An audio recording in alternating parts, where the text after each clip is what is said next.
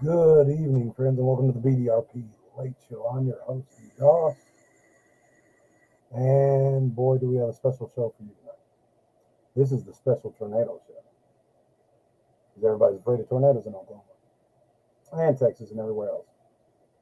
But there's no reason to be. If it's a big enough one, you won't even feel it coming. Just be like you blinked, and you're gone. There was a tornado that hit when I was probably about, I don't know how old it was. It was 1995. And somehow they proved that it threw an egg through a tree and it remained whole. How they did that, I'm sure I do not know. But it intrigued me ever since and kind of took my fear away from tornadoes. If something has that type of velocity, it's that bad to the bone, you're not going to be able to do anything about it. You're done. No pain, just ease on into that next stage. Ease on into eternity. So I know there's a lot of tornadoes touching down around this area and the surrounding states. Texas, I believe, right now. So prayers and thoughts about those folks. But I refuse to go in the hidey hole. I'm not gonna. No, I want to see it. If it's gonna hit, it's gonna hit. You know what I mean? What can we do about it? Very unfortunate. We pray that there's no loss of life or property, but that comes with the territory of living in Tornado Alley. For all who don't know, there's a swath of area in between the entirety of all these states: Nebraska, Kansas, Oklahoma, Texas, and it's referred to because of the abnormal amount of tornadoes that touch down as Tornado Alley. Out of all the states in Tornado Alley, far and away, Oklahoma has the most tornadoes that actually touch down and do damage. Believe it or not. Unless somebody has taken the record, or some state has taken the record in the past handful of years, it has the largest tornado on record so far. Pretty wild. So I'm sitting here hearing the tornado alarms going off. Like, it's kind of loud, kind of obnoxious. I know what I'm going to do. I'm going to do a show. So welcome to the BDRP Tornado Show, where I am going to give you guys a little bit of inside baseball, a little bit of stuff that I've never released nor talked about.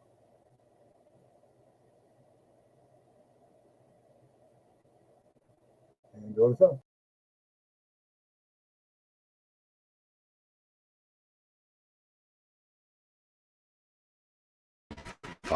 This is my first solo effort after co-authors with my good friend James Williams, who you know as Dark Waters.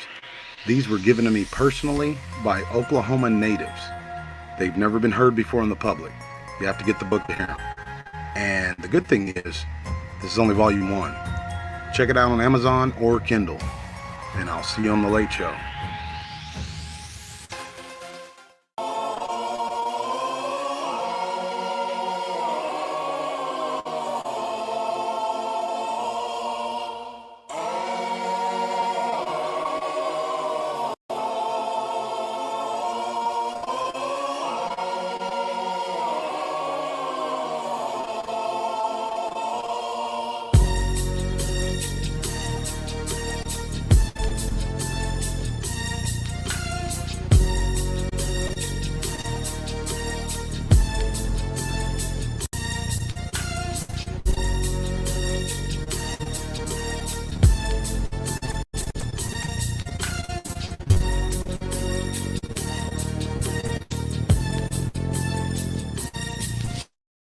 As I walk through the valley of the shadow of death, I take a look at my life and realize there's nothing left. Cause I've been blasting and laughing so long that even my mama thinks that my mind is gone.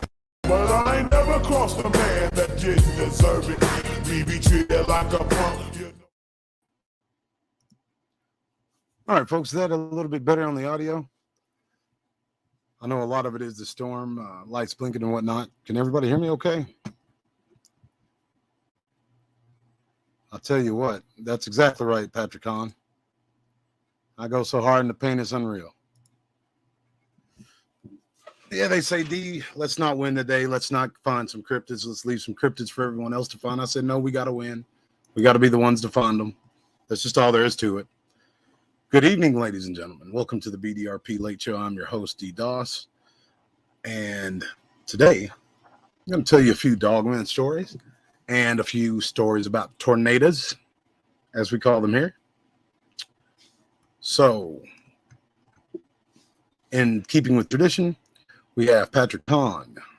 Been seeing him a lot lately in the chat. Welcome. Zephaniah 3421, good brother in the faith and friend. Deimos Mars, old school subscriber. Good friend Jeff Reynolds, who's thinking about coming down and going into the deep old growth forest with your boy. Also have Miss Laverne Gray and the Cousin Kentuckian. So, what's up outside of all these tornadoes? Well, there's a lot up. Tell you what, there are, like I told you last show and the show before that one, there's a lot of big things on the rise. It's, I can't tell you, because if I told you, I'd have to tell you. You know what I mean? It's not one of those things you can give a little bit to, but I'm scouting out a new area for a very, very big project that's coming up, and you're all going to be involved. So that's wonderful. Plus, it's going to be fun. It's always good to get out there and hit the brush, have a blast. Thank you, Michael C. I didn't see you in there. Your picture's broken. That's weird. So, let's, before we jump into this Dogman stuff, I don't want anybody to just take my word for it. I want to give you the facts, because my people are destroyed for lack of knowledge. So this is what we're going to do. And I suggest you don't ever take anybody. Question everything. Question everything and everybody. Make them force their hand to explain to you in finite detail. A lot of people have the bad habit or have the proclivity towards just telling you something as if it's fact with nothing to back it up. And I mean, I guess if you like that kind of stuff, that's not me at all. And a lot of you guys are related to or forced to associate with folks that they just talk at you. They don't really talk to you. There's no discussion. There's a filibustering and broad opinions stated as fact. So tonight, you're going to get to hear one in particular, one encounter in particular, that I've never discussed with anybody because of the grisly violence of it all. And hopefully it goes all right. YouTube doesn't decide that I'm telling something I ought not to. They've been on some weird stuff here lately. They can get a... well, never mind. We love YouTube. They're fair and balanced, and they allow everybody to express their religious practices and social and political opinions without any kind of muzzle. Now, in all seriousness, though, have y'all seen all these people? Like, it's a lot of Christian channels that were demonetized, and they had like 3 copyright strikes or community guideline strikes, all within a 2 and 3 day period. And they're all channels that are cut from the exact same cloth. It's weird to me. It's like it's the Night of the Long Knives, like back in World War II. For you people who aren't World War II fans, the Night of the Long Knives was when there was two personal police forces for Adolf Hitler. One was called the SS and one was called the SF. The leader of the SF was a very open and flamboyant homosexual in Nazi Germany, which that wasn't I mean, he was an aristocrat as well. So it really didn't matter, but it mattered. You know what I mean? They were starting to build their weird Luciferian better than you society. So they couldn't have all that. Anyways, the leader of the SS, who was also a super occultist, he's the one that led the way in trying to find the Spear of Destiny, Thor's hammer, all these strange occult, Gnostic, mythological items of power. He was the one leading the fray in that, sending these agents to go find these items. Super occultist, Hydra Himmler. And there was a whole lot more. Adolf Hitler was nothing but a mouthpiece. They called Legion down into him and gave him some sort of fallen angel ability to sway the crowd. It's crazy when you see him standing on what is the the seat of Satan, a replica of it at least, and there's millions of people before him, and they're all throwing up that Sieg Heil. It's madness. And when you actually, if you ever listen to the English dub with what he's actually saying, it's not anything too special. But I suppose if you look at the time period that they're in, World War I having to foot the bill for the entirety. I'm sorry, Germany having to foot the bill for the entirety of World War I. They were a very poor people, very poor country. And then you get someone, an ex-soldier stands up and says, we're not a poor people. We're not a downtrodden people. We are a great people. We are German people. This on the heels of taking wheelbarrows of money to go get bread for your family.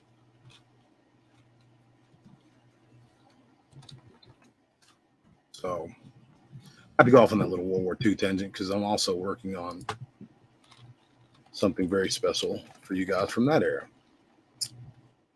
As you know, he was obsessed with wolves and the occult. And the rumor is, since a lot of people don't know this, but the term werewolf comes directly from Germany. Werewolves were technically started in Germany. The German werewolf, or the werewolf belt, was a animal pelt.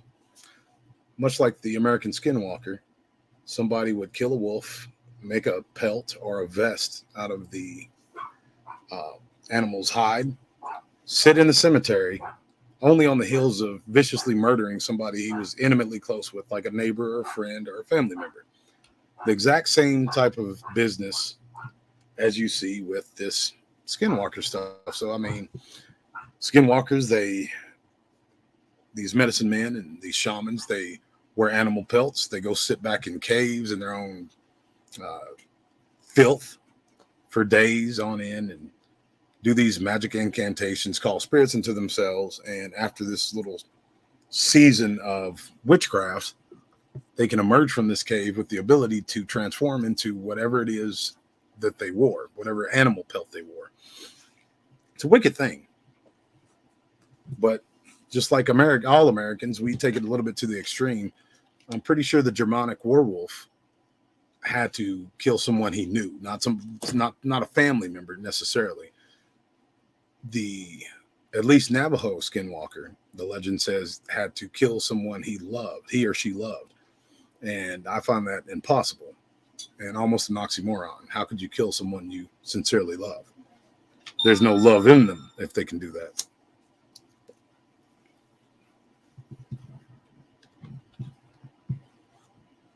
So, in any event,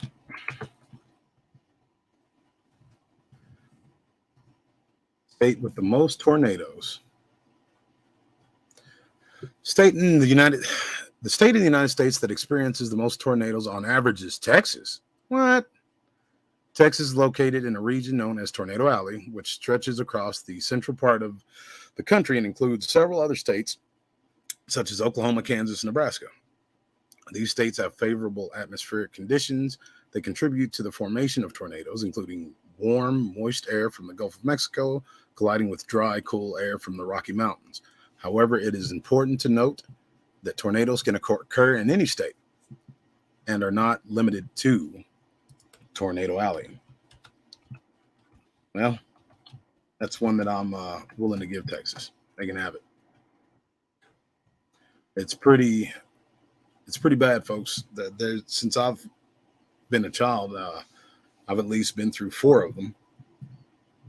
One I was completely unaware of, and we were driving on the interstate. A lot of you may have watched the news when it hit a town outside of Oklahoma City called Moore.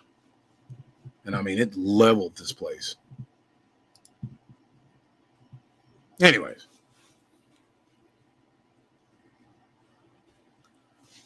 What's up, guys? I'll just jump back in here with you. I'll tell you the truth about it. I was bored and working on videos and figured I'd open up a stream and say what's up. Yeah, and what's strange about the tornado that happened in Moore, now check this out. It tells you how God works. You can see across most of the city, looking back towards you east when you are driving north on I-35.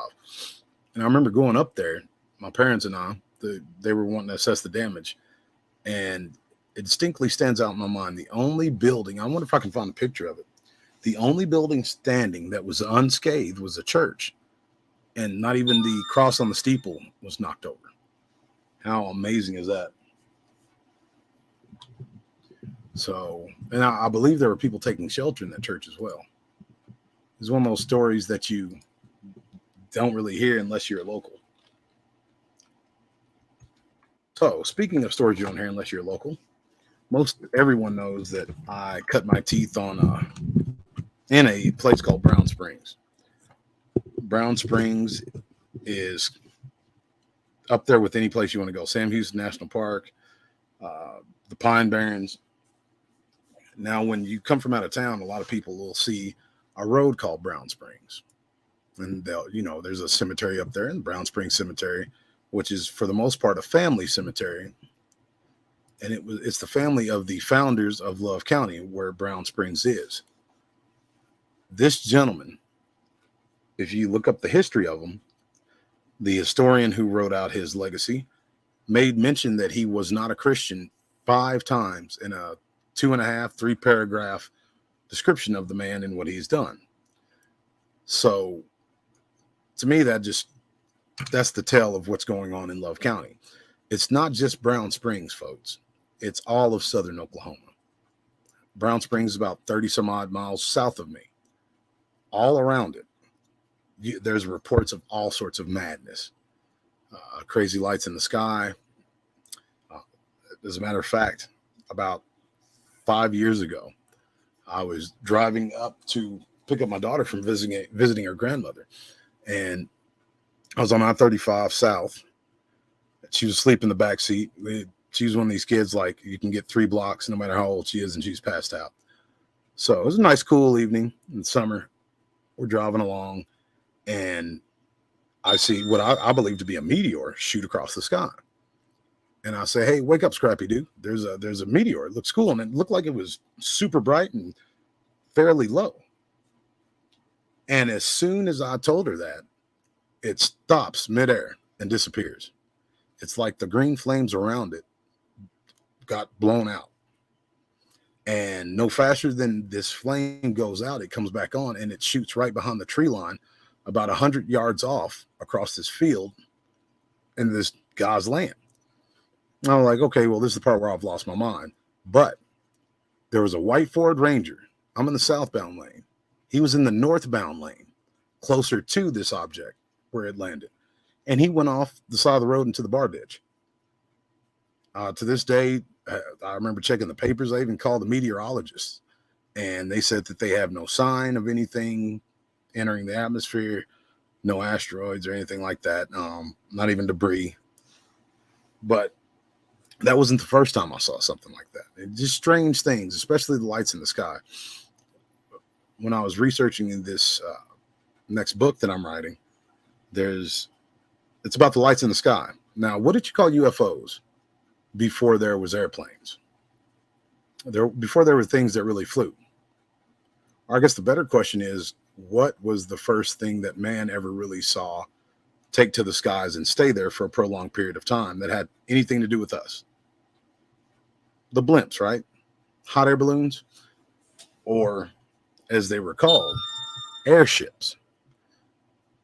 I was talking to DW one night, and we're patting that back and forth, and these airships, that's a term that was very, very common to use back then, before flight, before the Wright brothers.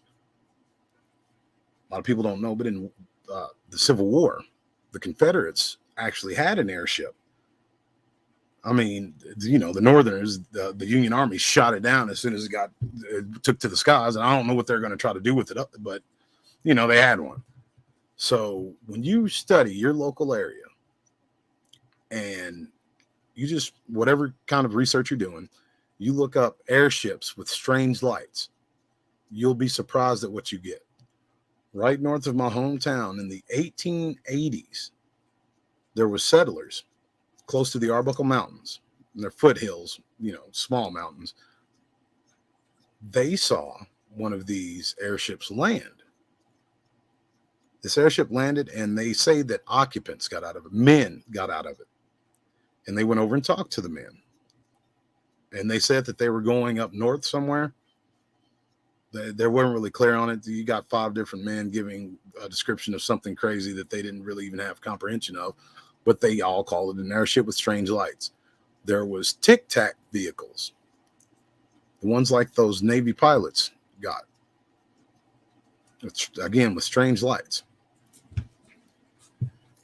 And I've talked to a lot of people. They have these in their cities too. They say they're satellites, but they're fixed in the sky and they move abnormally. They move as if they are under intelligent control. There's one that sits stationary in the sky. It does not rotate with the earth. It rotates against the earth's axis to stay stationary where it is. It's very strange. But you can see, I've looked through Scrappy Doo's telescope at it a few times. You can see a little string of lights going across the middle of it, changing colors. It'll dart across the sky, which looks like it's barely moving inches to us in the naked eye. But when you're really looking at it through that telescope, it looks, I don't know how far out there it is or up there it is, but it's really moving. And it'll always come back to this stationary position. That's just a little bit of it. But the thing that got me the most is the crazy amount of people. And I've been studying this entire area, the surrounding area, since I was a kid, but I've really been doing deep dives here lately. In this town, as it was being settled, and the outskirts, and you've heard me talk about the hobo jungle, there were all sorts of sightings of giant wolves that seemed to run on 2 legs, giant hairy men, hair-covered men that were 8 to 9 feet tall, attacking settlers, stealing their food. So I challenge you guys to do some research at home and see how much of this is going on around in your neck of the woods, or did go on around your neck of the woods. I think you'll be surprised. This stuff isn't new. It's not new at all. Not in any region where you find it now. As a matter of fact, there's no doubt in my mind that it was far more prevalent back in our grandparents' day than it is in ours. We think that there's some exclusivity to what we deal with out there in the field and what some of us deal with in rural areas, that this is some sort of a new phenomenon, even though we read all the way back to Eric the Red in some cases. I mean, in America, at least back to Daniel Boone, where he called it a Yahoo. He's plugged it, smoked its game, shot it in the chest, and it died. This leads credence to my theory of them being beasts of the field.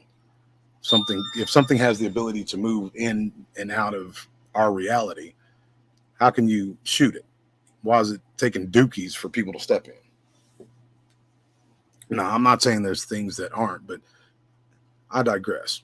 You've heard of the woman who was attacked by so-called human wolves in Oklahoma. It's etched right on her tombstone. But down in Brown Springs, there's something called the Black Man Dog.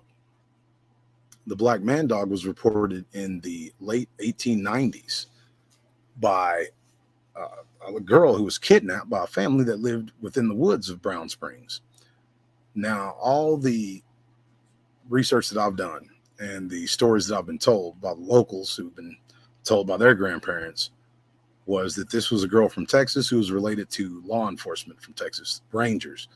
And those Rangers don't care. They won't cross the Red River, but you steal some of their kinfolk, So these people who were in the woods, occupying the woods of Brown Springs, they were cannibals. They didn't leave Brown Springs. They would lure people in or pretend to be hurt, kill them, cut them up like barbecue, and eat them. And they would throw the guts out into the woods so the black man dog wouldn't have to fight too hard for its meal, and it would leave them alone. It appeased them to stay there, seeing as how it was feeding them, just like any other animal. Now, how crazy do you have to be to not only stay in a heavily occupied area for these cryptids, Dogman and Bigfoot and other stuff, but to feed one, just to appease it, to kind of, just, hey, we're just chilling, we don't want any trouble. That's madness. I haven't heard many from Iowa either, Bud, but I have heard some. So this black man dog was said, because, of course, these rangers went in there, killed these cannibals, drug them out, strung them up for everybody to see. And people were able to travel across the Red River Bridge between what is now Gainesville and Thackerville in Oklahoma, Gainesville in Texas. They can travel unimpeded. Back in the day, there was an old wooden bridge there, and you had to go through the woods on both sides of the river. And according to even law enforcement, I'm talking about third and fourth generation law enforcement in Texas, there were just as many dangers on the Texas side in the woods going across that bridge as there was on the Oklahoma side, but not quite. Because, of course, Oklahoma is the native land. It's the home of the Native Americans. Folks, there is, of course, like in Ephesians 6, it talks about powers and principalities. We fight not against flesh and blood, but against powers, against principalities, spiritual wickedness in high places, and the rulers of the darkness of this world. Those are delineating to you spiritual rankings. And in those spiritual rankings, there's different sets and orders and powers. These things follow a hierarchy, and they follow laws, just like we do. A principality is going to float over a region. So it could be 3 counties, it could be 1, depending on where you are. But depending on what God's altar is serviced, that's the principality that's going to be over that region. So, for instance, the Prince of Persia in the book of Daniel, it took Gabriel, a hard-fought battle, and then he had to tag in Michael to defeat the Prince of Persia, or the Principality of Persia, so he could get to Daniel. Now, Gabriel, from what we understand, is an archangel. Now, that's not in our Bible, but it's in extra biblical sources, the Apocrypha. He has to be powerful if that's the one that God chose to deliver the message to Mary, the mother of Jesus, that she was going to be carrying the God-man, or that she was carrying the God-man. That's seems like an important thing to do, so you figured it wouldn't just be given to Joe Schmo in heaven.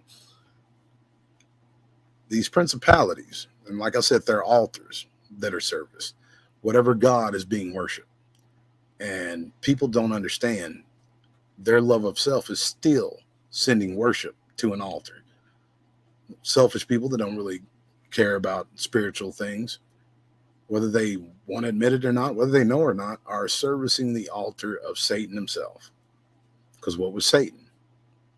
Full of himself, full of pride. There was violence found in him. So I digress. Oklahoma, the Great Plains state. There wasn't a lot of natural water sources here at all. This state has the most man-made lakes out of any other state, for the simple fact that there was no water. As a matter of fact, the water was so scarce, there's a town called No Water.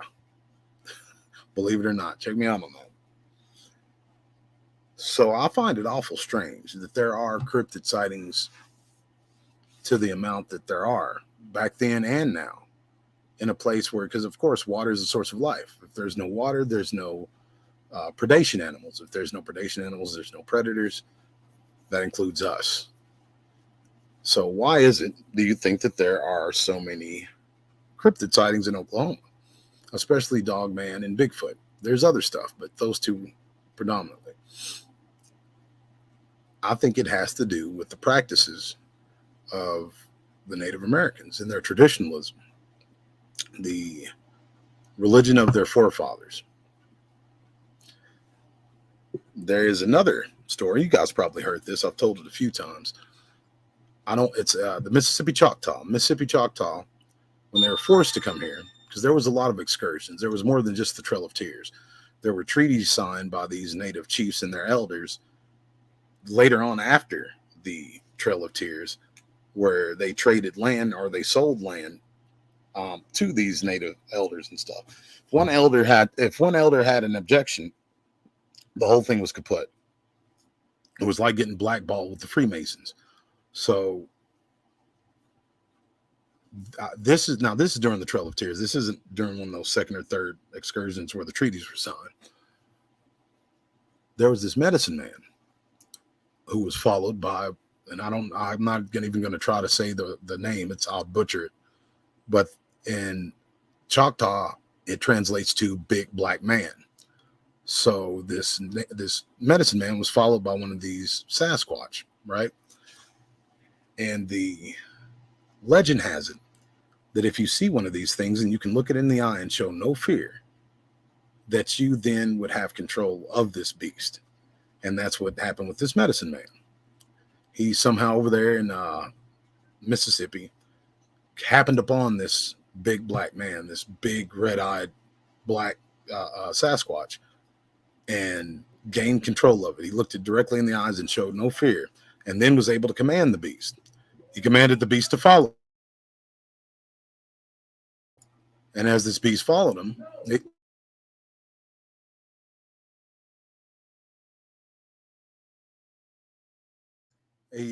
sorry about that. He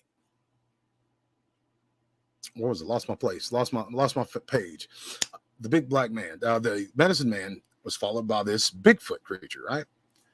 So a medicine man, being a scumbag, not all, but this one in particular, was sicking this creature on people. He was having them tear down their tents, tear up their huts. They, of course, this wasn't the Trail of Tears. This was during one of the treaties, because they came and built houses. Okay, I apologize for that. Got my facts muddled up. But as they were building their houses and carving their own way in Oklahoma, he would sick this Bigfoot on them. I don't know. I've not heard it told where they actually say why this guy was doing this, but he did. And the only thing is, the Bigfoot could not kill anyone. But folks, let me tell you something. If you have a full-grown male Sasquatch with red glowing eyes that you can just kind of say to go here and go there, you're killing somebody. Somebody's having a heart attack, straight up. But this thing would go in people's house, wreck the house, throw the food out the window, beat them up, throw them out the window. And it got to the point where everybody knew that it was this medicine man that was doing this. And in this little village that they were in, they went outside the village to this medicine man's shack, and they found him asleep in bed. They tied him down with strong rope in his bed, threw kerosene on him, and lit him on fire, and then caught the house on fire, which broke this spell that this Sasquatch was under. And the legend has it, again, if you look one of these creatures in the eyes and show no fear, that you then can control one. Flash forward 100, however many years. In Brown Springs, there was this upstart field investigator. He had a YouTube channel. He was going pretty hard in the paint. He was handsome, dashing. And he was checking his channel one day and found that someone had plastered their number all over the comment section. So our young hero, knowing that he would be blamed for it somehow, if this guy got 10 years of prank calls, actually went down there. The guy would leave his phone number and says that he grew up in Marietta and used to run through Brown Springs, and he never saw or heard anything. Well, it turns out this guy was a big liar. He had one of the most harrowing experiences I ever heard, but he was trying to test me for some reason. So I go down there, and there are different thresholds in these areas. The area near you, the areas near me, there are thresholds. There's places where we're supposed to go, and there's places where we're not supposed to go. And there's places where they're supposed to stay, and places where they're not supposed to tread. You've never heard of a Sasquatch running across a Walmart parking lot. That's just what it is. So I kept them outside of the human threshold. I didn't feel the need to bring them in any further. And I didn't even really feel the need to justify what I'd seen down there.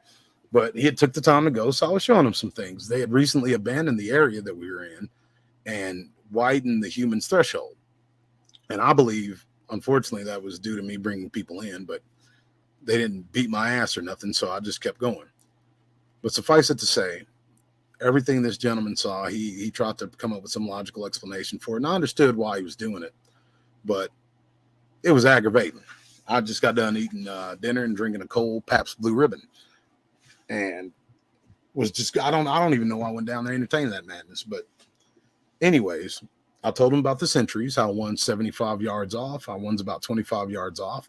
That's not sometimes, that's every time you're down there, no matter what time of year, no matter whether it's been clear cut or not. One's going to be within 25 yards to our west, and the one to our the one to our west is going to be about between 75 yards and 50 yards, and the one to the east would be between 25 and 30 yards, and they would move in a counterclockwise position going in and out to those positions around you as you were going into the springs and going through those woods. Well, it was this gentleman, his daughter, the daughter's boyfriend, and the gentleman's brother. And the gentleman's brother was cool, calm, quiet guy. You could tell he was kind of reserved, maybe a little socially awkward, but I got along with him the best.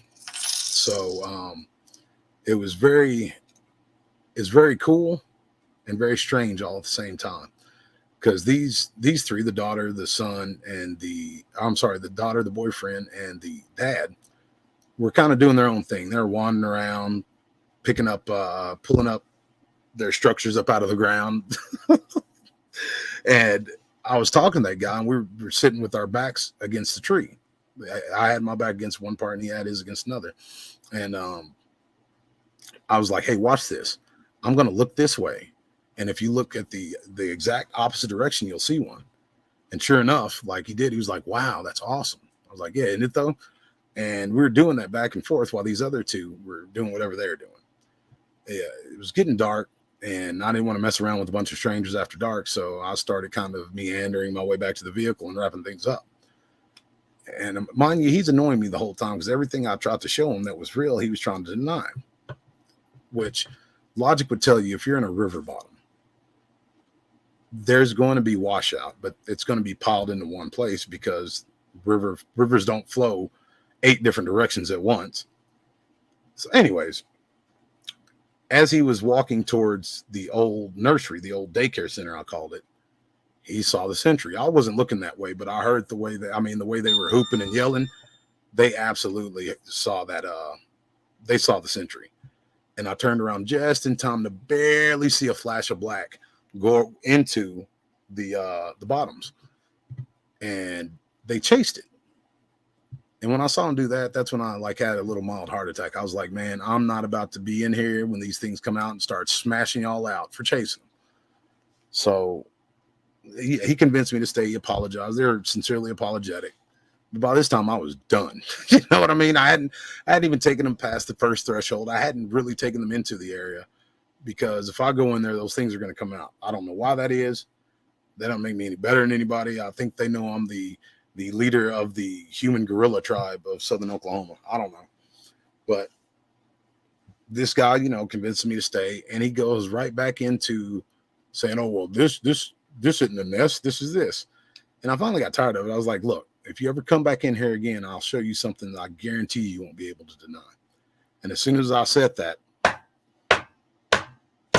4 big knocks. That doesn't even justify. What I just did is silence compared to what those 4 knocks were. That's when I put in my mind that Dr. Matthew Johnson was right. He has a lot of crazy theories. Crazy is dismissive. I don't mean to say crazy, because people call things crazy that they don't want to think deeply into. Unorthodox. He had an unorthodox little theory going, and I don't want to even get into that, but he said that those knocks were them coming out of the trees. That's the only time I really gave it merit, because these weren't wood knocks. They sounded like, you've heard me make the comparison, sounded like the great Bambino, Babe Ruth, all of a sudden turned into Godzilla and started smashing trees with a baseball bat. And after these 4 knocks, the entire atmosphere of those woods changed. Again, we aren't in the woods. We're not past the first threshold. We're where people, if they would go and camp to hunt, we're where they would be. We didn't go into the guts of the area. We weren't even in the gullet. But lo and behold, with all the visibility in the world, now it was coming upon dusky dark, but it wasn't dusky dark yet. Here comes the alpha female, the very first creature I've seen in that, well, the second creature I saw in the area. She was on her belly way back in the day, and she was on the other side of this hill. And I just thought it was, I don't know why I thought it was glass or something, but I was in shock from seeing the teenager. But I focused in on this bush. It wasn't a bush, it was her. And she had like one of these little, it looked like a hoodie that some of these girls wear with the fuzz on the top. And her face and skin were gray. But she didn't look all jacked up like the rest of them or like a monkey or anything. She looked like a caricature of a woman. She had these big like lips where the top lip was a little bit bigger than the bottom. Sort of like Angelina Jolie. No, I'm not. That's about where the comparison stopped. But it was Big Mama. So you hear these 4 wood knocks. And all of a sudden she out of nowhere, folks. She didn't appear out of the ether. She came upon us somehow, which is scarier than something jumping out of a portal to me. This thing was every bit of 8 feet tall, blacker than Toby's ass. I mean, midnight black, and had red glowing eyes. And she looked at me, and I felt no fear from it.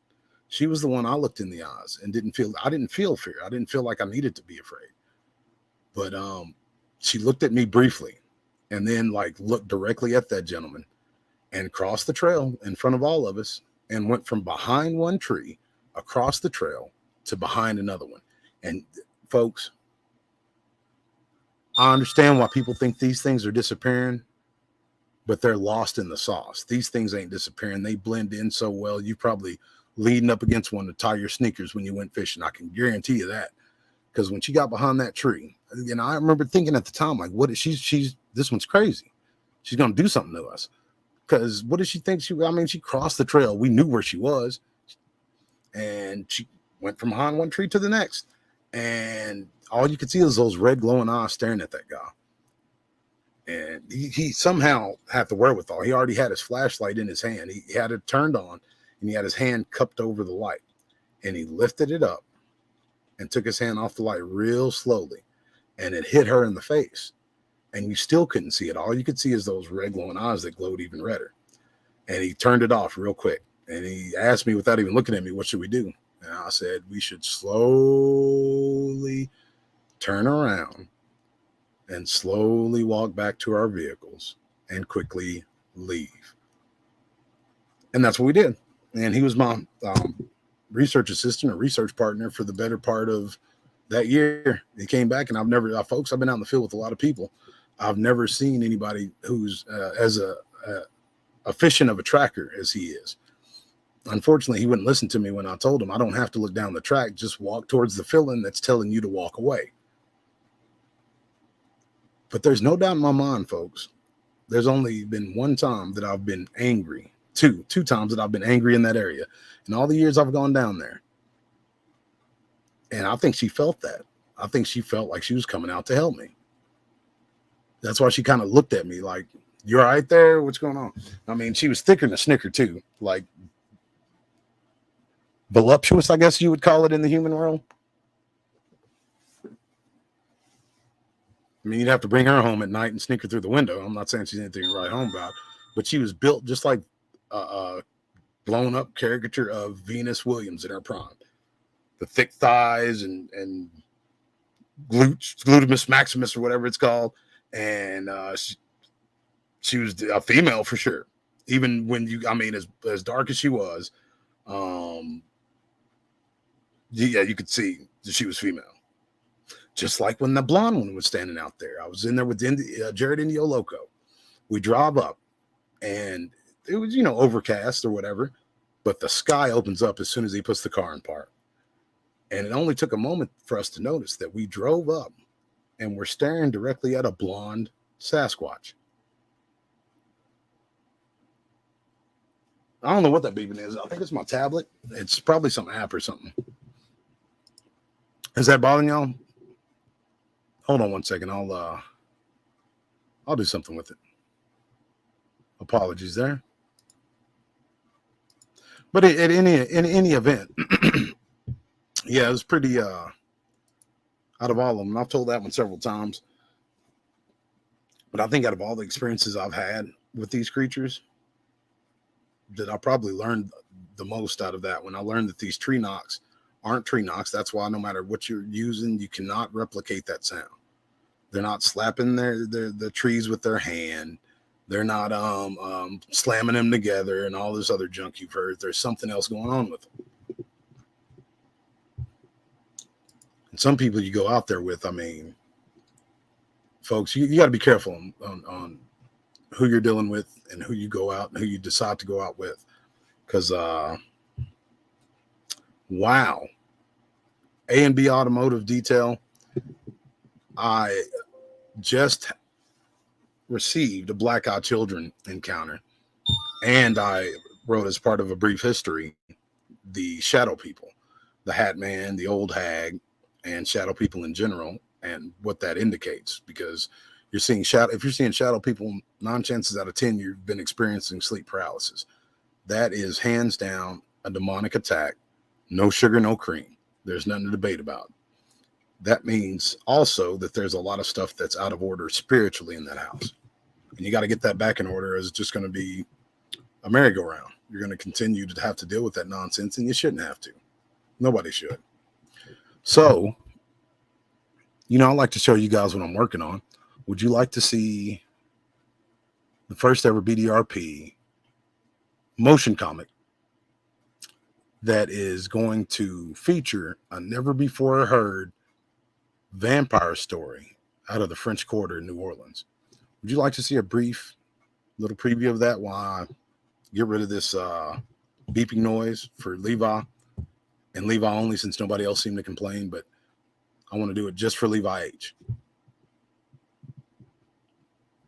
Drop a 1 if you'd like to see it. Drop a 2 if you just want me to play some random stuff. 1 for a preview, 2 for the rando. It's going to be the first one that gets it too, because that beeping noise is annoying me. I was just going to let it go until somebody actually. Yeah, no, I'm doing it just for you, Levi H. Levi H with the purple. Here we go. This is just a little taste. Y'all will get this tomorrow. The actual first part. Hope you enjoy. And of course, your boy the Baron did everything you see. Artwork, music. I'm a savage, folks.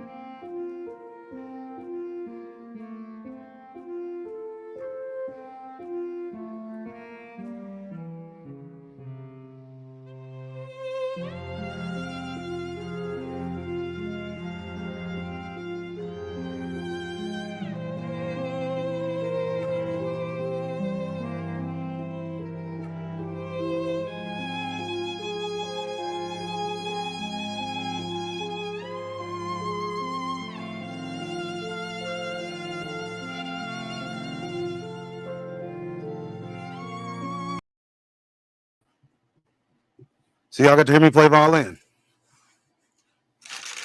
No, that wasn't me playing violin, but I could slay that. Anyways, yeah. So of course it's gonna have, you know, the audio telling the encounter or the story or whatever. Anyways, thank you, Merlin. Great question, Louisiana Crawfish. No. And as far as I'm concerned, you can find it right here. I'll get it going sooner or later, but I mean, like, that's like me asking you to separate your left hand from your right, put them in different rooms. You know what I mean? It's not. This is I guess, a cryptid channel, but it's also my channel, and I just happen to be a field investigator who's a born again believer in the Lord Jesus Christ, who's been given the Holy Spirit and power, and yeah. I'll just keep cussing out folks who come with that spirit of this world, that Antichrist spirit, and we'll just take it from there. How about that?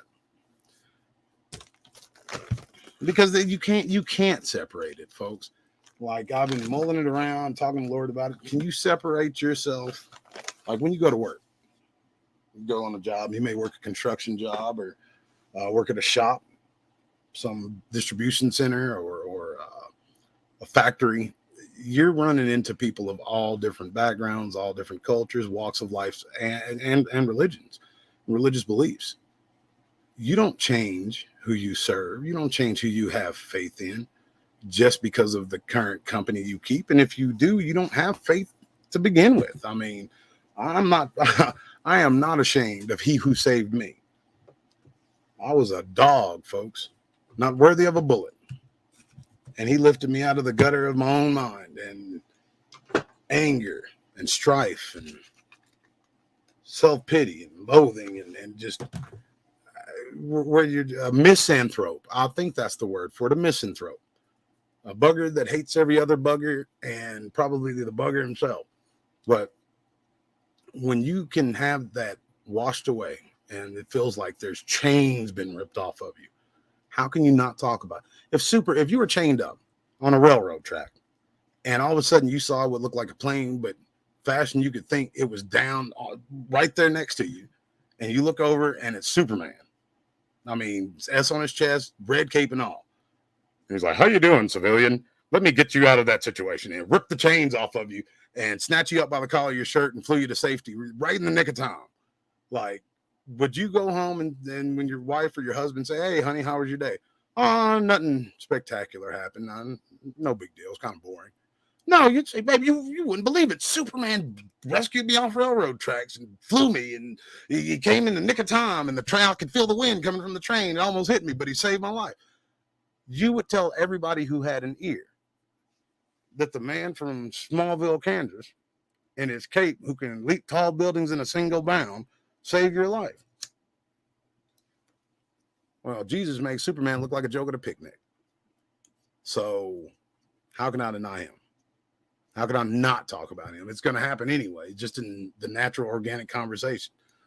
And it's not just this show, folks. It happens more prevalent off the show. I can guarantee you that. 80% of my day is talking to somebody either on the phone or at the grocery store or here in town somewhere, praying with them, praying for them. The Bible does tell us to sit with the sick and the prisoner. And, one time Merle was on here with me, and I saw somebody I knew on an Antichrist, damn near Satan worshipers channel, somebody I was intimately familiar with, who was supposed to be a Christian. And they're on this person's channel who's so Antichrist, he would say the most vile, despicable, disgusting things that a man would break his face for if he called them that. He said it about our Lord and our Savior, the God-man, Christ Jesus. This person, because of their dislike for me, would go ingratiate themselves to a satanic infidel. So what kind of person would I be? I mean, how could y'all even come and listen to me if I just gave y'all scary stories and monsters from the woods and said, "Okay, folks, good night," and did not share my faith or my beliefs with y'all? I mean, there's always, the unsubscribe button if people don't like it, but that's just who I am. I like Frank Sinatra. I got to be me. That was a long ass answer to what was really a straightforward question. I apologize for that. Thank you very much, Jeff. I sincerely appreciate that.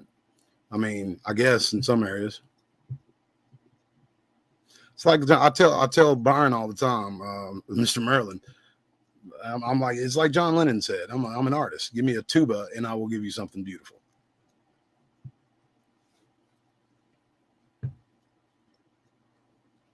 So evidence. I said I was going to show evidence, and so nobody turns me in and says I was doing some false advertisement. I actually found some old pictures that you guys haven't seen, and I cleaned them up and sharpened them. And man, it's just it's just crazy. Like how, like if you're in a car wreck, I've never been in a bad wreck or anything, but it's what I imagine when you look back at a car wreck. If you could look at pictures and say, "Wow, how did I make it out of that?" I got ridiculously close to these creatures, and just like when the Lord's hand moves and performs a miracle.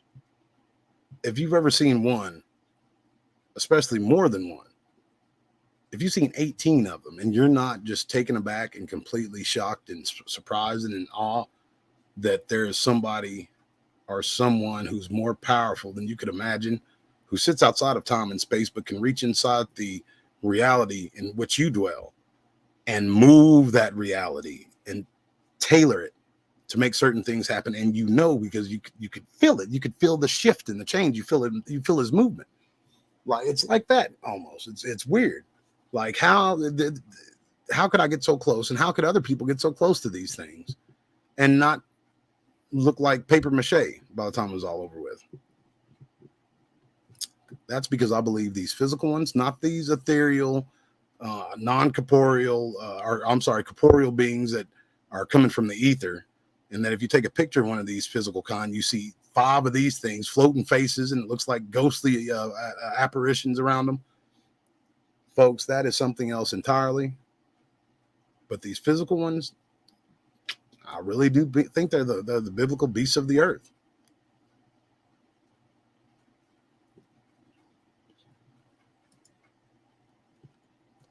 I punched a wasp earlier. I don't know if y'all can hear it. It's still over here buzzing. I mean, I socked it. Like I gave it a good, right hook. Boom. I felt its little shell kind of crack under my knuckle, but it's over here buzzing around awful doggone close. And I don't like it. So anyways, let me let y'all check these out, and then I'll be out of your hair so I can finish this content. Thank you to Miss Cagle and Merlin, who, and I know that they don't want no credit for it, but I'm going to give it to them anyways. They had a computer that they weren't using that goes hard in the paint, straight up. And it makes the Frankenstein's monsters that I put together look like, some sort of one of those dolls that your little sister had where she would, cut out a little dress and paint their little paste on there and put that on.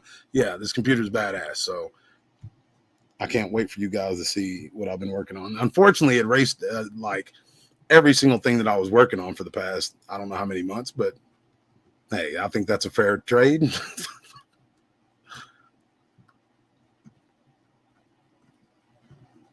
So there's a video I've also been working on, you guys. It's a quarter way done. It's for the members only. And because it's got swear words and it's very controversial, but it's funny. And I hope you guys like it. It'll be out next week. And without further ado, well, I'll tell you what, I'm going to show you one of them. I'll put the rest in videos and talk about it. How about that? I'd like to thank you, Mr. Steve Wolf, of course. Always very, very kind and supports the channel. If you would also like to support the BDRP Supernatural Late Show and all the other works we do here, you may do so by making a contribution using the link in the chat with you, as well as the link that you can find in the description box.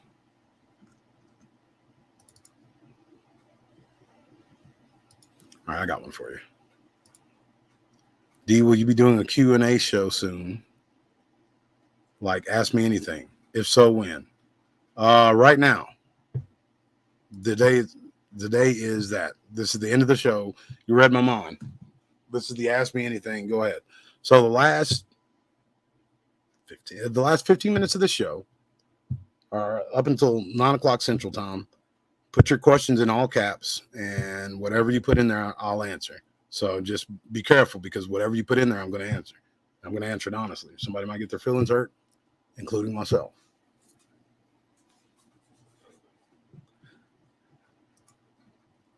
So are we ready? I think I ready a long time ago when I was vamping for time, but here we go. Boom.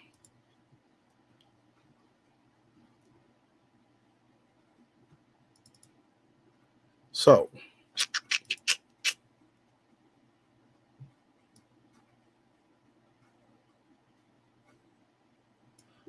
now I believe this is a squatch, but I'm not sure. I see a brow ridge. Its eyes are hidden by this branch that's right in front of me. Looks like a nose underneath that and the top part of a lip, but I'm not sure, folks. I know that was something in there because it was moving around. But if you look up top, you can also see another set of eyes and what look to be ears. Let me get back on you guys' side. So again, and there's other stuff. I mean, look down at the very bottom of that tree. These things pile on top of each other. It's amazing to me the wherewithal they have to hide their outline. It's almost as if they know that we see patterns. We're used to our minds recognize patterns right off the rip. We recognize symmetry. That's why when you see a face in the clouds, you can see the two eyes, the mouth, the nose. We recognize what our mind's already set up to recognize. Now, if you see something that doesn't adhere towards anything in that Rolodex, that's why when people say, oh, well, if it was me and I was walking up on Sasquatch, I have my rifle on me, I'd shoot it because it's the Nephilim. It's the Nephilim and the Flephilim, and I don't believe and blah, blah, blah. No, you're not going to do none of that. You're going to sit there with your mouth on the ground and you're going to stare at it, and time's going to go by, but you're not going to feel it because you're going to be transported into another part of time and space where strange things happen. And as those strange things happen, time will not be relative to you. Thoughts won't be as coherent as you think they will be.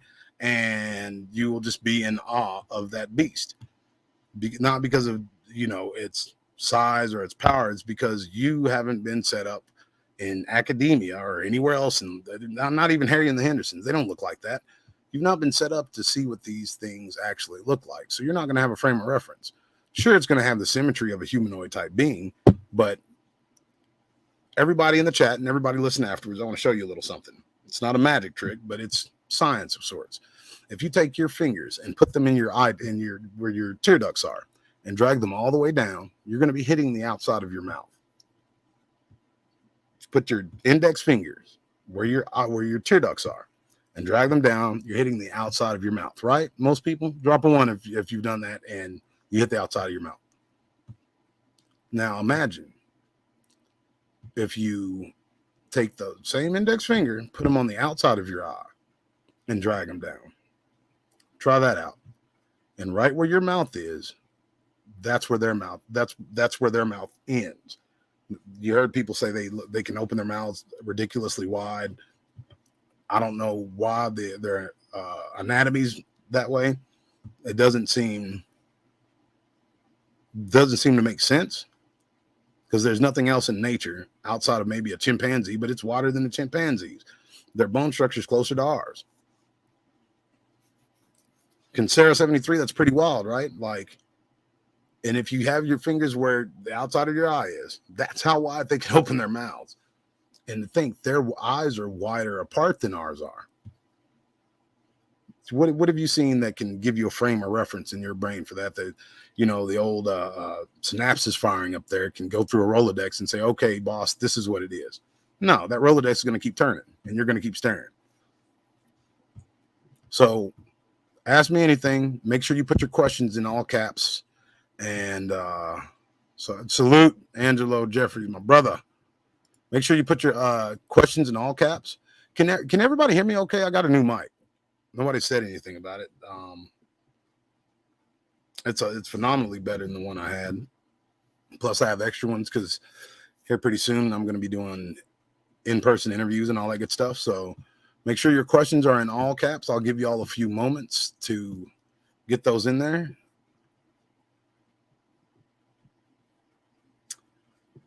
And while y'all are doing that, I'll cycle through to another one.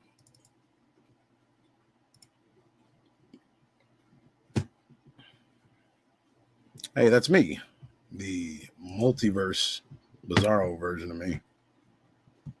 It's another thing I've been working on for a long time. There's a reason I've been talking about this multiverse stuff.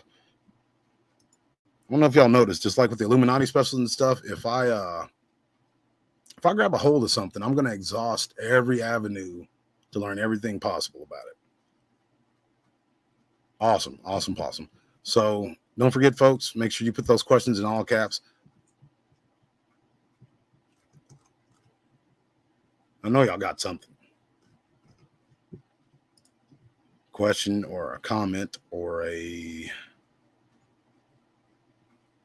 complaint. Again, the complaint box is over on DW channel.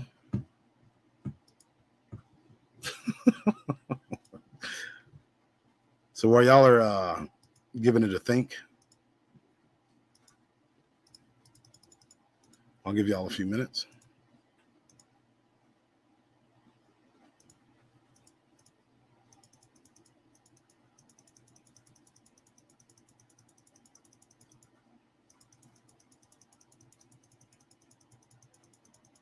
I do a lot of artwork, folks.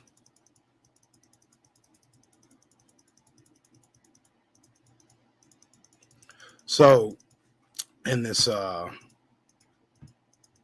vampire story that you guys are going to be getting, I actually casted characters in it, which is pretty cool. When I say casted characters, like the roles are the actual people are being occupied by actors and actresses because we live in the future.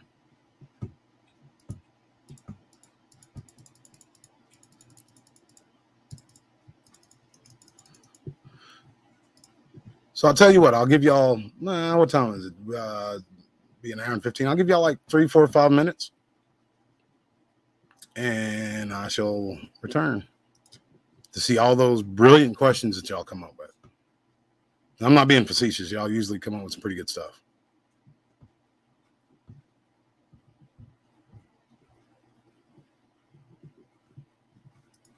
And to keep you entertained while I'm gone, here's Mayor Frank Rizzo. Just because this is one of the coolest, yes, I do cuss in Kentucky. And what are you writing, a book? Dadgum. Telling my business. Oh, indeed, got to pee. Yeah, leave me alone. So here we are, folks. You know Buster Ned I was telling y'all about, just so y'all don't think I was jobbing. Y'all get 5 minutes of him. One part of our program under Johnson O'Malley and Title IV, and that's the parental cost.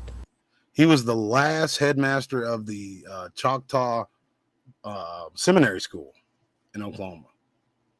Talk about a traditionalist. Now, this guy over here, I believe, is Samson. These are, folks, these are like the Kennedys in southern Oklahoma. That would be the things that the parents himself would purchase for the student that the school doesn't supply.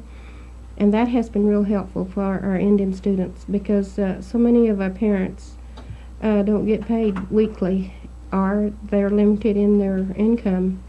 And when you're attending schools here in Ardmore, they have a deadline that each student must have all his school supplies because the teacher must start on time.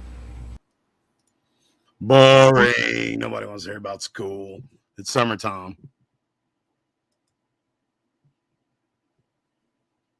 But when old Buster Ned gets on there, he starts talking about the old ways and stuff. It gets pretty good. I got to see his great nephew yesterday, my oldest friend in the world. First friend I made going to public schools from Christian school, because everybody else seemed like they were unhinged lunatics. And we both had Power Rangers and G.I. Joe. So that was our connecting fiber to become friends. So keep the questions coming. Like I said, I'll answer the best I can. And there's old Buster Ned, Oklahoma's last great medicine man, folks. This was the last great medicine man, the one doing magic and all that kind of stuff, according to John. Well, we did at first. I mean, I don't know what become of it, but we did work with the kids in school, and this was going fine, and I don't know just what happened, but then we stopped, and we have been going ahead with the kids that we can get, and we're still teaching for as that goes. We are teaching. One of the dancers that I have, singer, Artist Mose, he's really, he gets in there and pitches and does all he can. And these young children are very good. They're very good at it, and some of them gets the habit that they know it and they really want to go ahead and dance. It's good. That's the way I like to see it happen. I mean, go.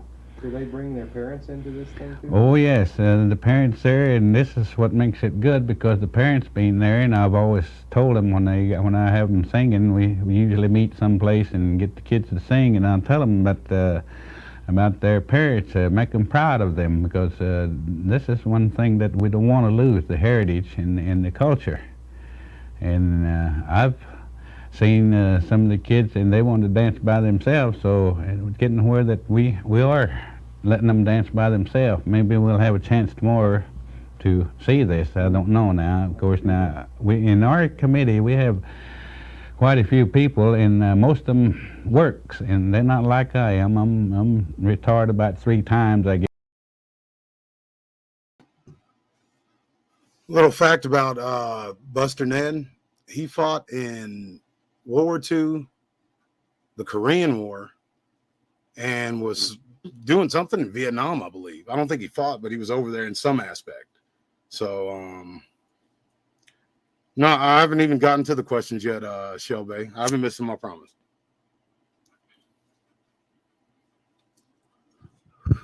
That's what I was giving y'all time to like throw some in there. So, I guess we got what we're gonna get.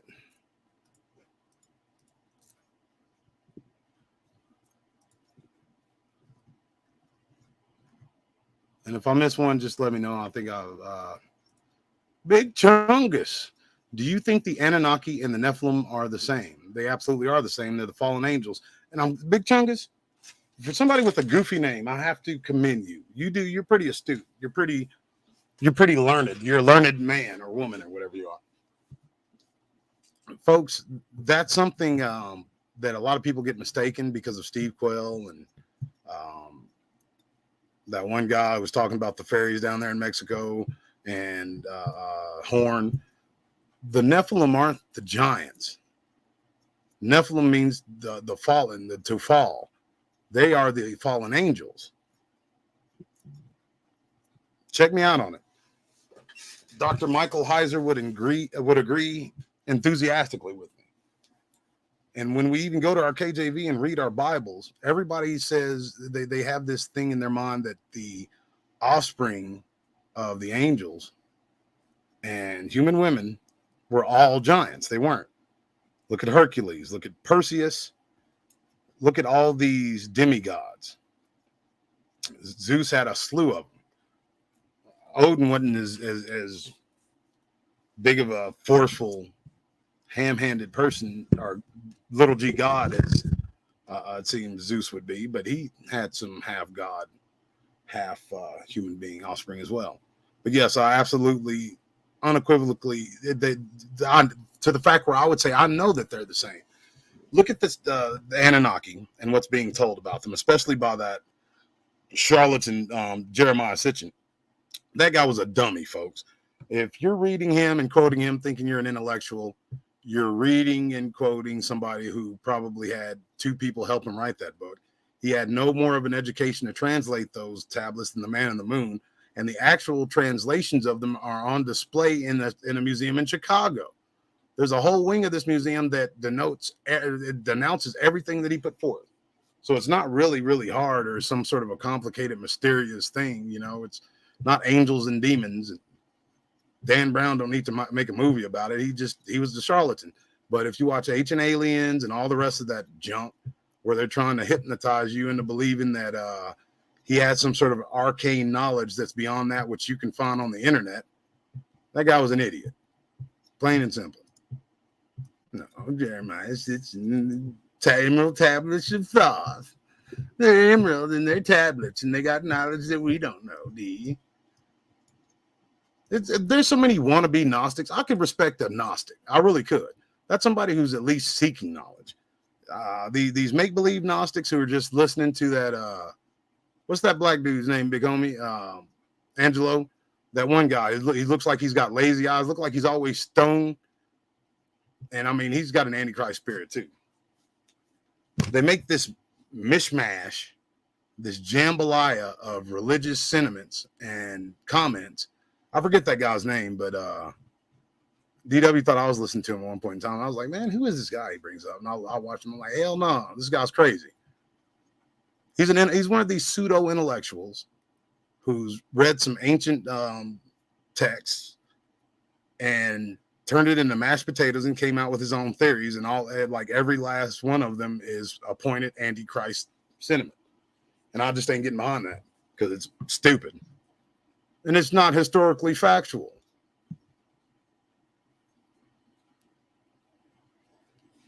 For those who would believe a lie, shall send them a strong delusion, so they might all be damned who did not believe and love the truth, but had pleasure in unrighteousness. I don't know about you folks, but I don't want that type of smoke. Great question. Great question. What's the biggest Bigfoot you have seen? Another great question. The hands down, the alpha male of Brown Springs is the biggest animal I think I've ever seen. I may have seen a giraffe once at the Dallas Zoo, but yes, that thing was a monster. I thought it was a tree at first. Early morning light, went into the area. It's a kind of a gravel road. You have a tree line to your left and an open field on the other side of that tree line that's surrounded by on 4 sides, almost 4 sides, with trees. I mean, it's this big open field. And the Jedi Master who trained me, Kirk Stokes, told me way before any of that they like to go in these. And I'm giving y'all some astute, real inside baseball here. These alpha males early in the morning like to go in these fields that are surrounded on 3 to 4 sides with woods and just stand towards the middle, not in the middle, towards the middle of this field, and just like meander around. I don't know why, but I was going down this road, and it was the first time I'd gone as the sun was coming up. And I've been doing it a couple of years. I don't know why I never felt the need to come in there that early in the morning. I didn't think it would be a good thing to do. And as I'm going down the main road, I see this fawn just kind of meandering across the street with her tongue out. She had sweat on her. And I figured she was just ran hard by some buck. Well, when I turned down that gravel road, I looked to the left and I looked right at this thing. And I was like, man, that's the biggest damn tree I've ever seen in Oklahoma. And I get to the opening of the area where I park and roll down all the windows to take everything in. And there's a feeling that comes along when they're around. I got that feeling, but nothing else. Didn't seem like the adversary was there, because sometimes you'll do that and you'll feel nothing but the adversary. Sometimes you'll feel them both. You just got to listen to your gut and what the Holy Spirit's translating to you. But I just couldn't get this tree out of my mind because it looked like a damn near a redwood. And I'm like, no, so that hadn't always been there. Let me go take a look. And I'm going through my mind what tree could be that wide. And mind you, I'm pulled pretty close to this tree line now. And I'm looking at it, and the sun's coming up, and I could see the individual hairs. I could see the dew on its coat. It was still standing in the same place. Mind you, I'd burned through a cigarette at least, and it hadn't moved an inch. And it's standing there. And I don't know why, but the first time it just seemed to blend in with the trees. The second time it stuck out kind of like a sore thumb. And even through that thick black coat, you could see with the dew on it and everything, the way the light was hitting, you could see muscle definition. And folks, I'm not going to lie to you. I did not want to look up. I didn't want to look up and see it. I don't know why. I didn't want to look it in the face. Because if it was looking directly at me in the eyes, I've seen the alpha female. Even that teenager, you've seen that footage of that. It was staring at me, mean mugging me, chewing on something. For whatever reason, I didn't want to look this thing in the eyes. Because I may have like stroked out, or the thought did come through my mind that all it has to do is take 2 steps and it's right on top of me, and it opened this Suburban like a tin of beans and scooped me out like I was sardines. So yeah, that one was, I don't even like talking about it, but I went back and measured where I thought its head was. And the sad thing is, I call it sad just because it's crazy. A hunter from on the Texas side, as the crow flies right across from my research area, was on top of a battery on this hunting ground that was sectioned off by the Army Corps of Engineers. He got a hold of old man Biscardi, Tom Biscardi, and he measured that thing at the same height I did, which was 12 feet tall. I know it sounds crazy. I mean, maybe there was like a hill or an embankment. I don't know. That's kind of what I want to convince myself of. But then there was, if that wasn't enough, Tex always likes going to that cemetery. He still goes up there to this day. I don't know. I mean, I ain't got nobody buried up there, so I'll leave it alone. But it was growed up real thick. And I remember just passing by, I stopped and took a picture of it so I could send it to him. He found that same alpha male standing like right off the trail going up into the cemetery. And he was looking at me like, you son of a gun. What are you doing back here? Because again, that was, I think, morning time that I went. You have to go on his channel and ask him, but I'm pretty sure that was early morning again. And like he doesn't look mad. He just looks like, you aggravating little shit. Like, why do you keep coming in here? I'm trying to do something. But we actually did go back and measure that one. And if I'm not mistaken, we had Barry Brown, who owned Barry Brown Construction, who's coming in the woods with me at that point in time. He's 6'3", I believe, 6'4", or something like that. He held this, I think, 2-foot long cane or stick out as high above his head as he could, and it barely touched the bottom of that thing's neck, and it looked like it was crouched down. This thing's a monster, folks. So that's the biggest one I've ever seen. And if I never see him again in life, it'll be too soon.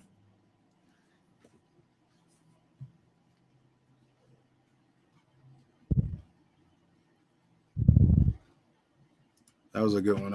In the past 9 months, I've seen my sister's house 3 times. I've been to my sister's house 3 times. First time, fell down the stairs. Second time, I fainted and broke 2 ribs. I just went again, and right on the doorstep, I fell flat. Oh, I'm sorry. Dang. You put that in all caps. I thought that was a question, but man, that's heartbreaking. I'm sorry to hear that, sister. Do you think it's spiritual warfare? It depends on what part you're talking about. All that wicked stuff out there, those spirits that you can see with the naked eye and that show up in your film, you better believe it. That is absolutely spiritual warfare. These beasts, no. It's as much spiritual warfare as running into a bear or a hog or anything else, except they're damn near as smart as you. And as soon as your foot hits green grass in their area, they're Steve Jobs. I mean, they're smarter than you. They have more of a mastery over their emotions than you do. Out there in their area, their thought to muscle reaction time is quicker. There's no doubt in their movements whatsoever.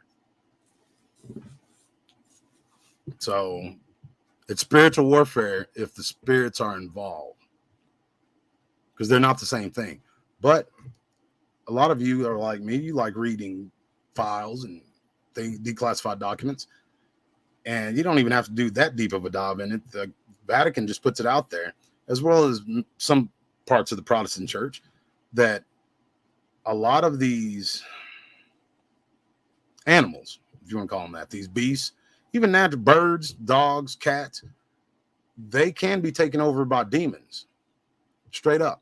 They don't have any kind of spiritual armor, or not even spiritual armor. They don't have any spiritual rights to say no.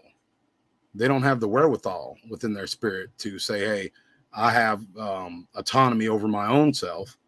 I'm not going to come into agreement with this demon. Now, a lot of people through their behaviors non-verbally come into agreement with these devils, and they'll get attachments. Their homes can be occupied, and unfortunately, so can they if they continue down a path of this spiritual degradation. You're not just going to come out of the water and be doing the right thing and going reading your Bible, studying, praying. Because if you're not praying, you're playing, folks. You're not going to come out of that and all of a sudden be taken over by Beelzebub. That's not how it works.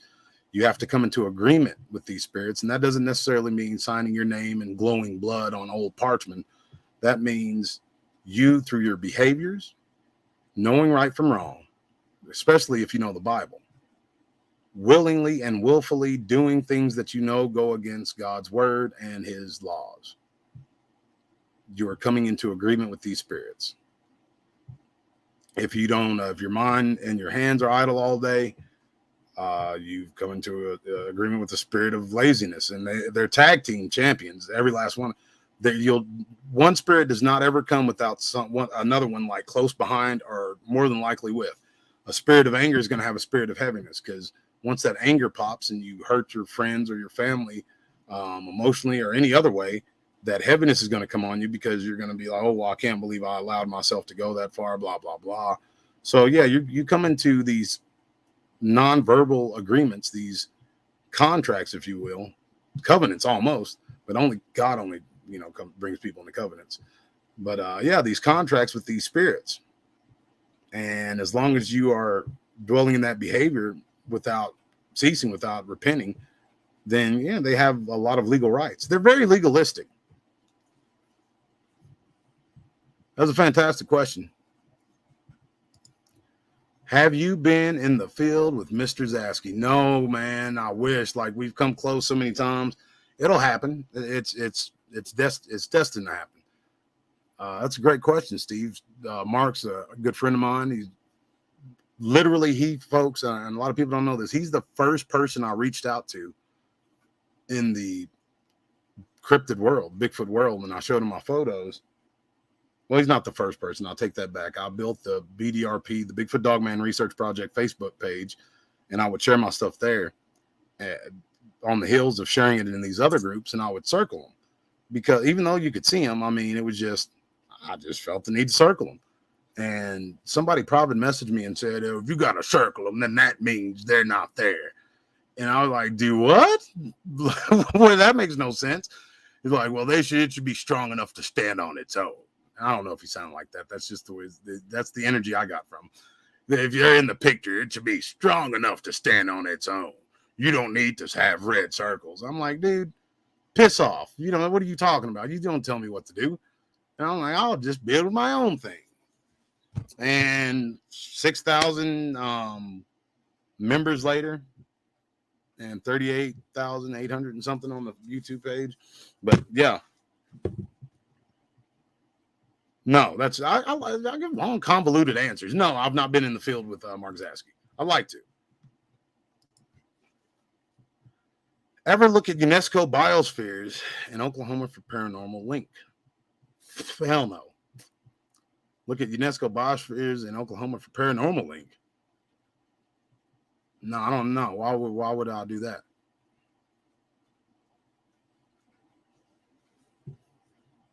Yeah, see, you're in this wrestling terminology. You act like you're kayfabe. You know what that means? But cussing Kentuckian, I am the teacher and you are the student. You can't be calling me out for going to go use the bathroom. What's the matter with you? Cussing Kentuckian, man. I've had many great conversations with this man. I'll never forget a picture he sent me of this. I don't know what it was. Cussing. Do you think it was a Dogman? And what's crazy, his name's the Cussing Kentuckian. Never swore once in private nor in public on one of my shows. Not once. It was weird. But no, inquisitive. I never have.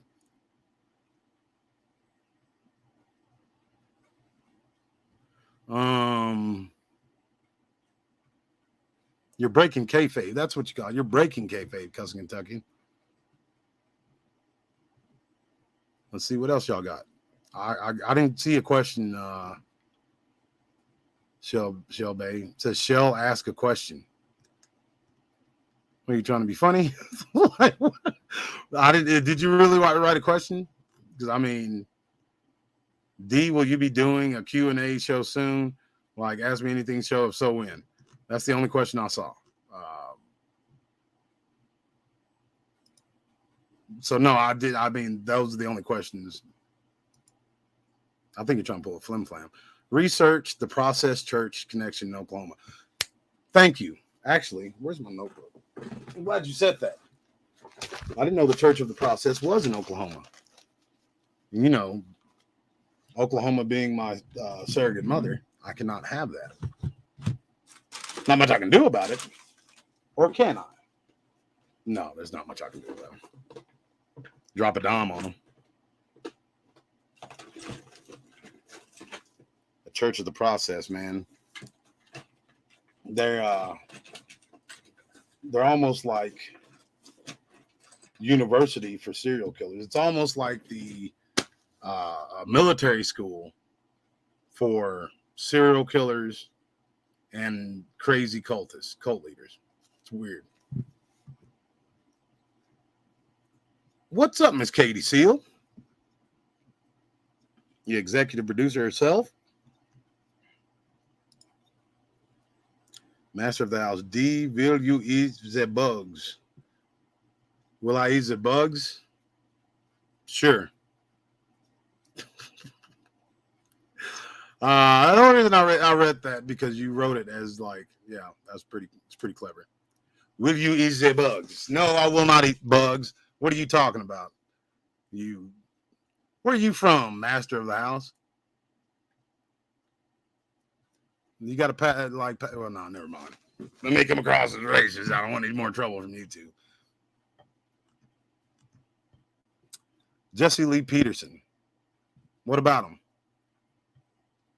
Man, I used to listen to the hell out of Jesse Lee Peterson, man, but like he's got some weird stuff going on, you know what I mean? And every man falls short of the grace and glory of God, but then he's been turning up the volume on his shit talking here lately, and I just ain't enjoy. Billy Carson, thank you. Yes, stimulate. Billy Carson, it is a grade A All-American first class jackass, bro. And he's so arrogant and smarmy and antichrist. Like he'll with his lazy eyes look like he's smoked 18 blunts in a row before he turned on the camera. Like his eyes are the same. They're jet black first off, and they don't open all the way. It looks like he's perpetually sleepy. That Billy Carson guy, everybody talks about his knowledge, and bro, you and me both know what it is with that dude. He's a black supremacist, and I don't want nothing to do with him. Wow, D what? What did I do this time? So no more questions, huh? Boom. Ever been to Salt Lake Fort Park, Oregon, or Hockey? No, I've never been. Furthest west I've been is Reno, Nevada. No, that's a lot. Lake Tahoe. It's furthest west I've been, and I mean, I'd said I'd never go further west than the Panhandle of Texas, but you know, bees that way sometimes.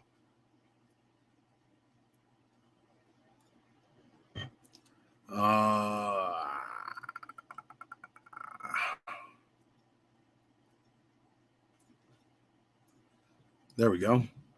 Lisa Coast. How do I get my grown child to believe in our Father so that they may get rid of their demons? You don't. I mean, you can give them the gospel, but you're not going to be able to make anybody believe. That's not see, people get that twisted up. It's not our job to make anybody believe in our Lord and Savior Jesus Christ, or our Father who art in heaven. It's our job to present them with the truth of them both. It's our job to show through us their works, through the Holy Spirit, our willingness to sit down and pray with them.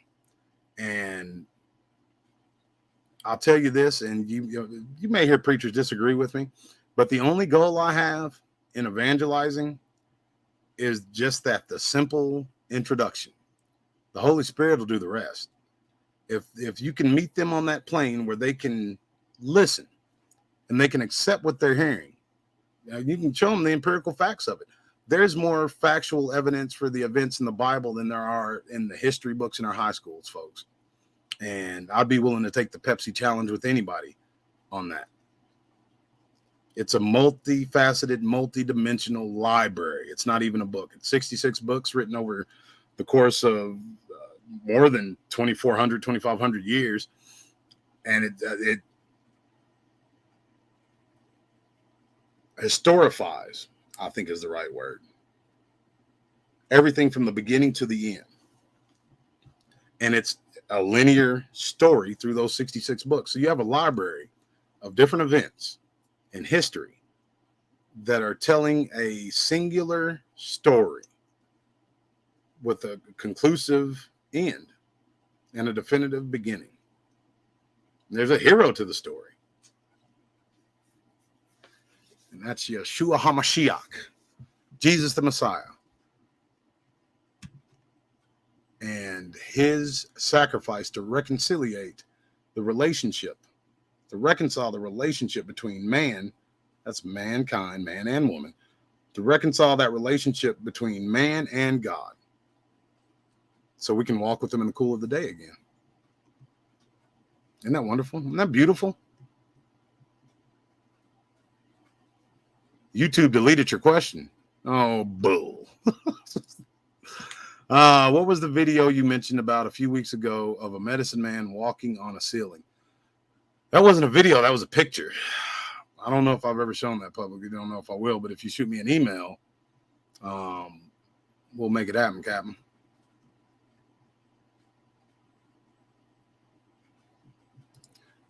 Bro, that Billy dude, he's one of those ones that, like, he probably smells like BO and barbecue sauce because he's too I don't know. I'm just talking trash now.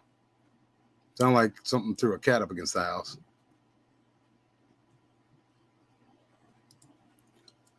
What about that good-looking, handsome man with the heart of gold, Mr. D-Doss? He is awesome. Oh, well, thank you. I appreciate that. I'll try my best. I have a really close family member that is a drug addict. Do I think they have DIN? What does that mean? I don't know what that means, bro. I'm not hip on you young people's terminologies nowadays. I have a really close family member that is a drug addict. Do you think they have a demon maybe? Not necessarily, but if they don't, they're going to get one soon. They got to get away from that. That's no bueno. But just because they do doesn't necessarily, one doesn't equate to the next. Even though technically it's sorceries. They are taking some sort of an illicit drug to enter into a altered state of consciousness or an altered state of mind. In this altered state of consciousness or altered state of mind, they can experience different parts of reality. That's the mistake that people make. When somebody's on psilocybin, for instance, they're not seeing that which is not there. Their perception is opened up to something that's there that no one else can see. For instance, I'm honest with you folks. I took some mushrooms with my ex-wife at one time, and psilocybin's the active ingredient in that. And she was completely out of order, so was I for taking them, I guess. Some would say, but she kept putting these rocks in my hand. I was sitting down, like, enjoying it. She told me to uncross my legs, and I didn't know then, but I was basically her science experiment for a weird, like, I don't want to say witchcraft, but and she kept putting these rocks in my hand and asking me questions about them, and I would answer the questions, and I could feel different elements and different things, and I could see different things coming off of them. And I was like, wow, and she put this one rock in my hand. I'll never forget. It just looked like a regular rock. And I said, wow, this is a magnet. How's this a magnet? And it just looks like a regular rock. And she says, how do you know that has magnetic qualities? I could see the magnetic lines coming off of it straight up. And I don't know anything about stones and rocks and all that junk. So I don't know what to tell you. So that right there is, to me, proof positive. And folks, look at the ancient medicine men, the ancient shamans, the druids, all these men who were considered to be the learned men of their time. Socrates, Pythagoras, Plato, Aristotle, they all entered these altered state of minds, and they took onto themselves the daemon, Daemon. Same thing as demon, same thing as devil, folks. But they didn't look at it. You see these great minds of the Greco-Roman Romantic era, they didn't see these daemon as this terrible thing. They thought it was something wonderful to have a demon, because this demon was going to bring you all sorts of oracular knowledge and put all these theorems together for you that you've been working on throughout the years. Pythagoras had what do you call it? He was a Gnostic for sure, but a Gnostic occultist. He had his own mystery school that if you were going to be one of his students, one of his Jedi Padawan at this mystery school, you could not speak or utter a word in private or in public for 5 years. And then, he would utter to you the secret word, and you would move up the ladder in this esoteric knowledge. Now, I'd rather have knowledge of the Lord. I mean, because that's the knowledge of he who created all that we know as reality, including ourselves. From the very smallest atom and molecule to these quarks that they're finding over there, from the work they're doing with the CERN Large Hadron Collider, all of this stuff, they are barely even glimpsing a VHS copy, just grainy copy of a fraction of a fragment of God's power, and they're going apey about it. I find it awful funny that when they look at these quarks, these smaller than microscopic particles, that when they observe them after these experimentations and the runs that they do with the Large Hadron Collider, they say that it reverberates this element. It vibrates like sound. Well, what does that mean, D? And the Lord said, "Let there be Barak." I wish I used to know it all. Barak al-Shiv. I'm not even going to try. But he spoke us into existence. That vibration from his voice reverberated through an empty void of nothingness. And he said, "Let there be light." That which is not now is. He spoke us into existence. And the base elements that they could find from the so-called Big Bang, where nothing crashed into nothing, creating this giant burst of energy. And from this giant burst of energy, this giant mass of nothing then became something. And all of a sudden, after millions and billions and trillions of years, formed these circular planets with their own atmospheres and environments and water and all these elements that weren't present before, but somehow are present now. Anyways, I'm just old dumb country boy. I don't worship at the altar of science, nor do I understand their psychobabble. But they've done their best to try to deny that God created what we know as reality. They've given that up. I talked to my daughter about it. Like, they don't talk about Darwin anymore. Why? His theories were just to kind of validate what they were doing as far as his cousin's work with what's the word for it? Somethingology, the study of the races. And they're talking about grooves and the black folks and the Negroid and the Mongoloid's head that weren't present in the Caucasoid, saying that the Caucasoid proving that the Caucasoid is the superior species of man, and blah, blah, blah. Golly, what's the name of it? His cousin who was a Darwin, came up with this theory, and the Nazis ran with it. The woman who started Planned Parenthood ran with it, and she's lauded as a hero on Capitol Hill by a lot of certain people. That's just crazy. I mean, even with me not remembering the name, what I'm telling you is factually true. You can check me out. Stimulate, you know what I'm talking about. What's that so-called scientific practice that came around pre-Civil War, where they would, and just the name of Darwin's first book tells it all. And it tells you how disingenuous and how garbage the priests who stand at the altar of science are, because they have to change the name to try to hide his intentions behind it. The studies of the natural world, or the natural elements of the world, or creatures, or whatever, for the advancement of superior races.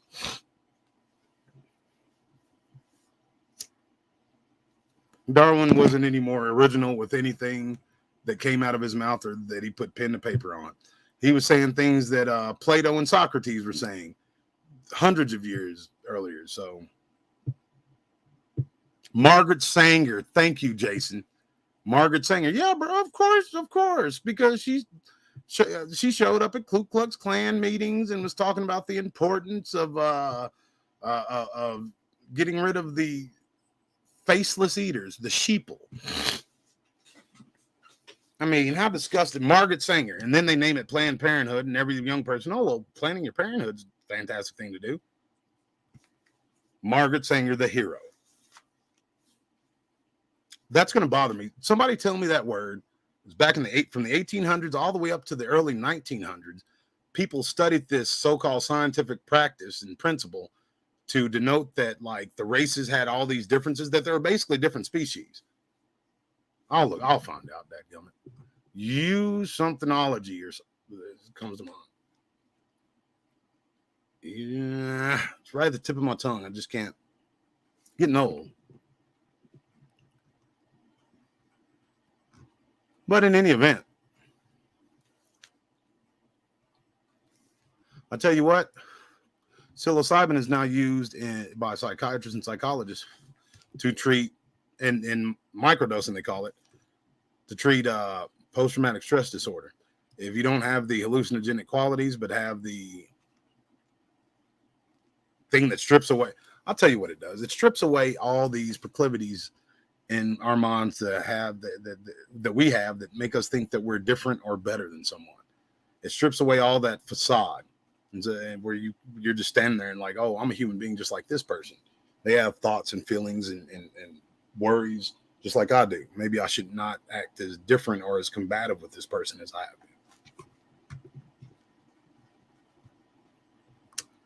But anyways, I still missed it. Well, how about this, Shell? Is it like too troublesome to just like kind of ask it again since I missed it? I don't know. Aaron Billings, he spoke everything seen and unseen. That's exactly right. Both visible and invisible. He's spoken into existence. Eugenics. Thank you, Jason. You saved me a lot of eugenics. So Darwin's cousin started this. No, not anthropology. That'd be terrible. But they started this eugenics. Look up eugenics if you've never heard of it before, folks. That leads all the way up to the Tuskegee experiments, where they were giving men syphilis untreated and observing the effects of syphilis over prolonged periods of time when they thought they were getting some, basic shot. These military men. It was a sad thing. It all spun out of this eugenics. Adolf Hitler subscribed to it. Margaret Sanger, Henry Ford. They were all these big, pushers of this so-called science. And they're lost in the sauce of what they were. I see IA loved shrooms and acid too. I've never done no acid, but you won't find a show host and a field investigator who's that comfortable being honest with his audience.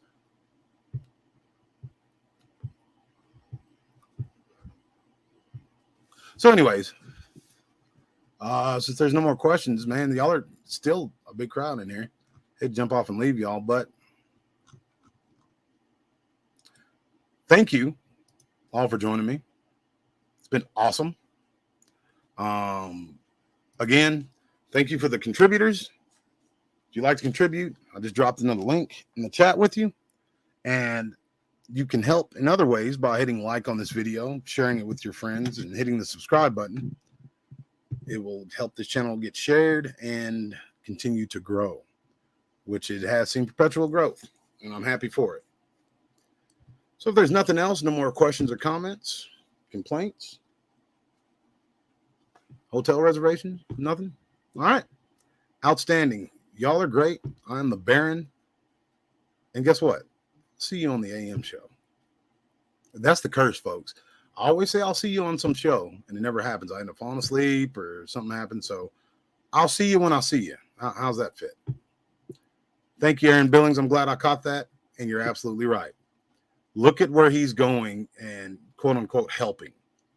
You know what I'm saying? So it is what it is on that. But that guy is, he needs to be loading the bull's ass and shit in the river. I love y'all.